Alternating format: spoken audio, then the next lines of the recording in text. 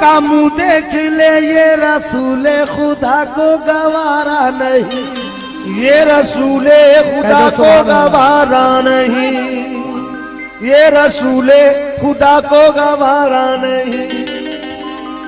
जो मोहम्मद की उल्फत का कायल नहीं, दोनों आलम में उसका गुजारा नहीं। खुद खुदावंद आलम ने फरमा दिया, जो नबी का नहीं वो हमारा नहीं, जो नबी का नहीं वो हमारा नहीं, जो नबी का नहीं वो हमारा नहीं।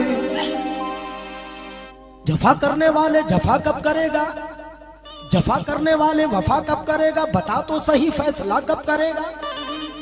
सहर हो चुकी इल्तिजा कब करेगा, तू सजदे में जाकर तू